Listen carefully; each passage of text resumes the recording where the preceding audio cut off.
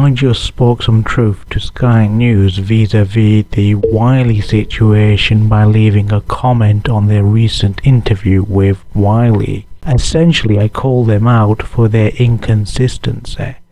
The mainstream media need to be called out on every opportunity. Always hold them to account. That's the only way you'll ever get them to improve. Get over there and give them what for. Take your opportunity.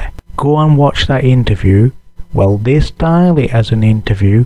Well, an exclusive interview actually. It's essentially a hit piece dressed up as an interview. Most of it's just narrative. It's narration with edited bits and pieces. Go and see for yourself. Wiley hardly has any airtime considering it's meant to be an interview. You'd expect the subject of an interview to have the majority of the mic times. I would not be surprised if he did not even get a fifth of that airtime. I also really do not believe that it's a coincidence that the reporter Sky News sent to interview Wiley was of the same ethnicity as Wiley. Of course, they would not want to get an ethnically English reporter treating a BAME individual like this. It's all orchestrated. It's all contrived. It's so contrived. If you can't see through this, then you need to put on a pair of spectacles. It was basically designed to demonize him rather than give him a fair shake at explaining himself.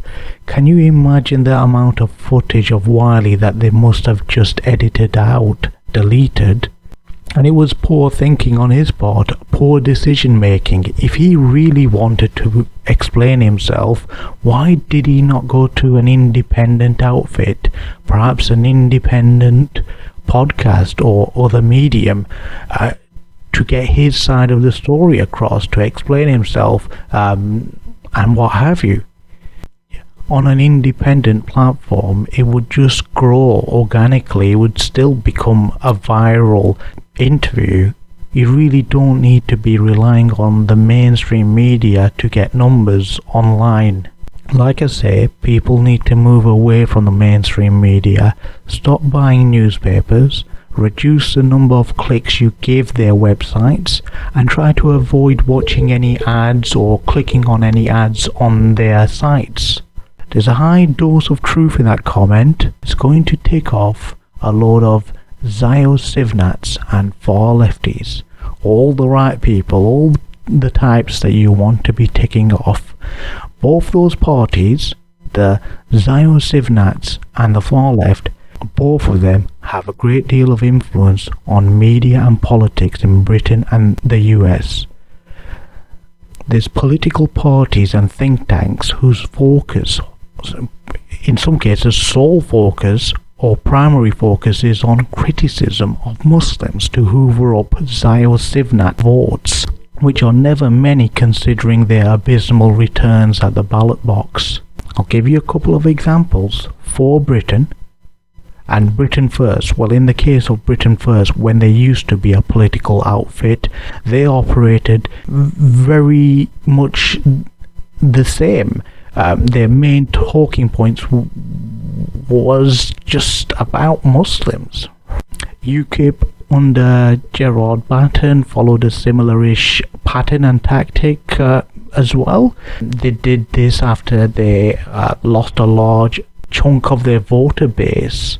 Thus they were desperate and they decided to go down that route of these fringe parties. UKIP had abysmal election results and now they're unlikely to ever recover. The Conservatives too. They fall in this category on occasions, despite being a mainstream party and never only ever appealing to one type of profile of person or voter. They've even had a go with the Muslim baiting in the run-up to the last election, for example, the last general election.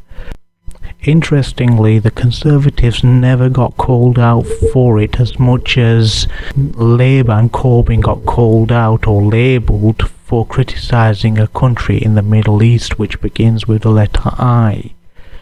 I'll give you a hint. It's not Iran and it's not Iraq. Corbyn and Labour were absolutely vilified and demonised by the media. The media won that election for Boris and the Tories. If Wiley had said the same thing about Muslims and or white people, there would not have been as much of an outcry by the media. The media has spent decades demonising Muslims and giving known anti-Muslim characters spaces to target the Muslim community, so the media are hypocrites.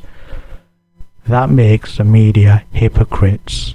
The same applies vis-a-vis English working class men, such as the media's platforming of woke lefties who target straight white men with impunity.